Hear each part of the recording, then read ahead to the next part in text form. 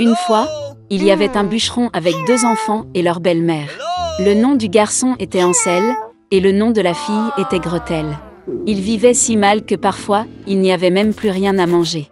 Et puis un soir, il se coucha dans son lit, se demandant comment nourrir davantage les enfants. Sa femme lui a conseillé d'avoir des enfants dans la forêt, d'allumer un feu, de donner un morceau de pain à chacun et de les laisser là. Tous les 4 ne meurent pas de faim. Mais le bûcheron n'était pas d'accord.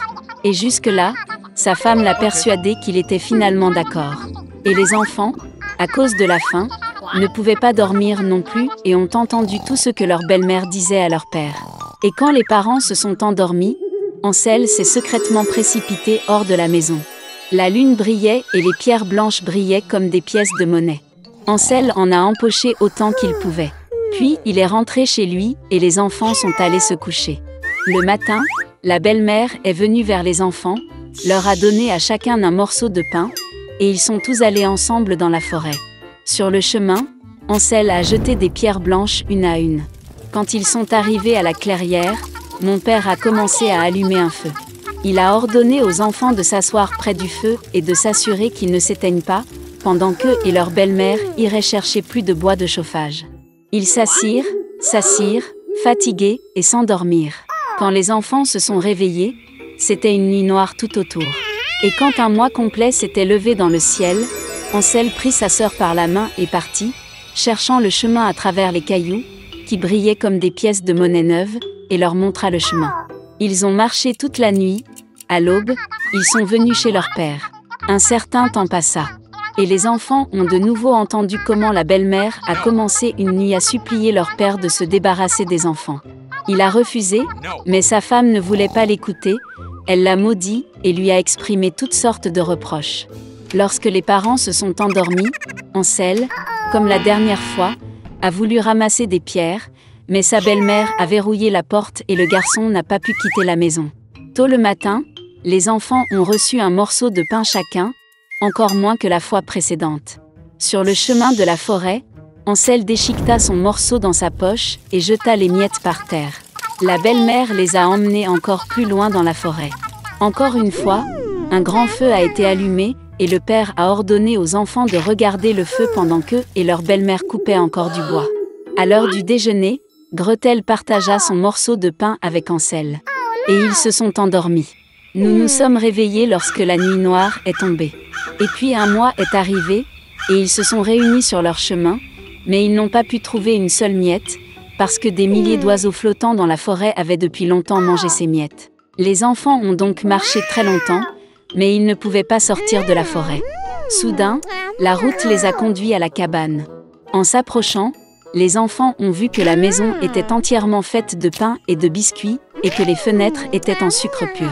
Ansel tendit la main et cassa un morceau du toit, tandis que Gretel s'approcha de la fenêtre et commença à ronger ses fenêtres. Et puis la porte de la hutte s'est ouverte en grand, et la vieille femme est sortie, appuyée sur une béquille. Ansel et Gretel avaient tellement peur qu'ils ont même laissé tomber leurs friandises de leurs mains. Et la vieille femme a été gentille et les a invités à sa hutte. Il y avait déjà de la nourriture abondante sur la table, du lait, des biscuits, des pommes et des noix.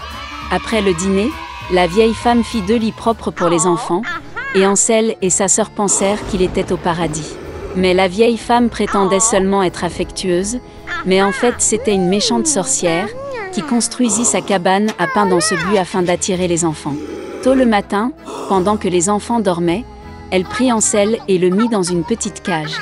Et elle a ordonné à sa sœur de faire tout ce que la méchante sorcière exigeait d'elle. La vieille femme décida d'engraisser le garçon pour le manger plus tard. Gretel a donc commencé à cuisiner les plats les plus délicieux pour Ansel, et elle-même n'a eu que des restes. Un certain temps passa, et le garçon ne grossit pas. Puis la vieille femme ne voulut plus attendre et décida de cuisiner et de manger Ansel. Elle a ordonné à Gretel d'allumer le poêle et d'appliquer de l'eau. Lorsque le poêle s'est réchauffé, la vieille femme lui a ordonné de monter dans le poêle et de voir s'il faisait assez chaud. Elle a donc voulu pousser la fille dans le feu et la faire cuire. Mais Gretel savait ce qu'elle pensait. Elle a dit qu'elle ne savait pas comment y entrer et a demandé à la sorcière de se montrer. La vieille femme s'est fâchée et est montée dans le four. Puis Gretel la poussa et fit claquer le volet derrière la sorcière. Waouh! Comme la vieille femme hurlait alors. Gretel, quant à lui, se précipita vers Hansel et ouvrit la cage. Après avoir libéré leur frère, ils sont allés dans la chambre de la sorcière, dans laquelle il y avait des boîtes de perles et de pierres précieuses dans tous les coins, en ont rempli leurs poches et sont rentrés chez eux. Pendant plusieurs jours, les enfants cherchaient le chemin du retour. La forêt leur parut de plus en plus familière, et enfin ils virent au loin la maison de leur père. Comme il était heureux de voir ses enfants vivants, Hansel et Gretel versèrent sur le sol toutes les perles et pierres précieuses qu'il avait prises à la sorcière. Il n'y avait pas besoin de penser à la nourriture, et ils ont commencé à vivre et à se réjouir. Et le père a chassé la méchante belle-mère de la maison. Lemuel Gulliver est né dans la famille d'un pauvre propriétaire foncier anglais. Le garçon était le troisième de 5 fils. À l'âge de 14 ans, il devient apprenti chez un célèbre médecin londonien, puis obtient un emploi de chirurgien sur un navire. Pendant 6 ans, Gulliver a voyagé dans différents pays, observé les coutumes des indigènes, et même étudié leur langue. Et c'est ainsi que Gulliver partit pour un autre voyage sur le navire, Antlope. Mais n'a pas eu le temps de passer même à mi-chemin, car le navire est tombé dans une terrible tempête.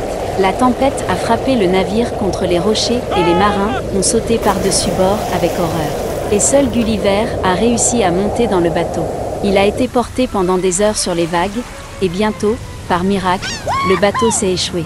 Mais Gulliver était tellement épuisé par la tempête que dès qu'il a marché sur le sol, il s'est immédiatement endormi sur la pelouse voisine. Les rayons du premier soleil réveillèrent Gulliver. Il essaya de se lever, mais réalisa qu'il ne pouvait pas bouger.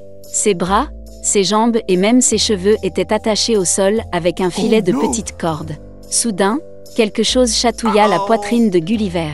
Il leva la tête et vit un petit homme de la taille d'un doigt. C'était le roi des Lilliputiens.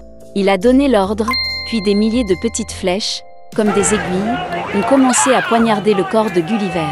Le prisonnier s'est immédiatement rendu compte qu'il valait mieux se soumettre. Il a montré par des signes qu'il avait faim et soif. Puis, sur ordre du roi, la nourriture lui fut apportée. Plus d'une centaine d'indigènes montèrent les escaliers jusqu'à la bouche de Gulliver, versant sur lui des paniers de fruits, de pain et de viande. Lorsque Gulliver a tout mangé, il a été emmené dans la capitale sur une plateforme spécialement conçue. Le prisonnier a été placé dans un immense temple, enchaîné à sa jambe gauche avec de nombreuses chaînes miniatures. C'était la plus grande salle de tout le pays, mais même à l'intérieur, le géant devait marcher à 4 pattes. Lors d'une réunion des Lilliputiens, le roi ordonna à Gulliver de se voir attribuer un personnel de 600 serviteurs. Ils ont cousu un costume pour le prisonnier et même une literie à partir de matelas miniatures. Et au fil du temps, le roi a été convaincu que le géant était gentil et l'a donc libéré. Gulliver a beaucoup voyagé à travers le pays, étudié les coutumes et la langue des Lilliputiens, et a même participé à leurs vacances et défilés. Une fois, en communiquant avec le roi, Gulliver a appris que Lilliputia était en guerre avec l'empire de Blefuscu, situé sur une île voisine.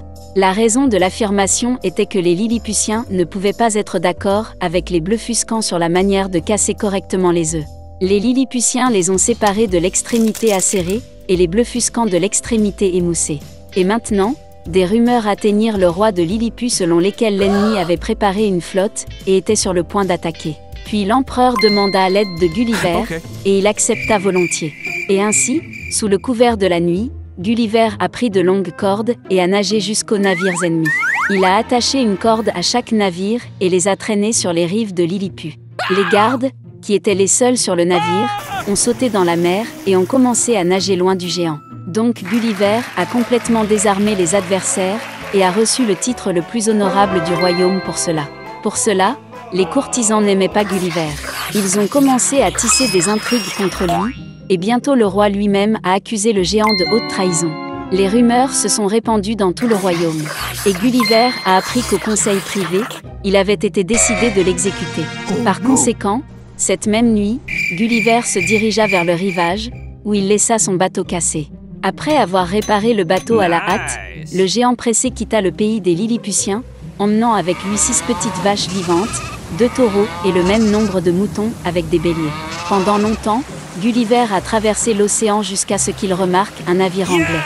Là-dessus, il est rentré chez lui en toute sécurité. Mais, en fin de compte, Ce n'était que le début des aventures de Gulliver.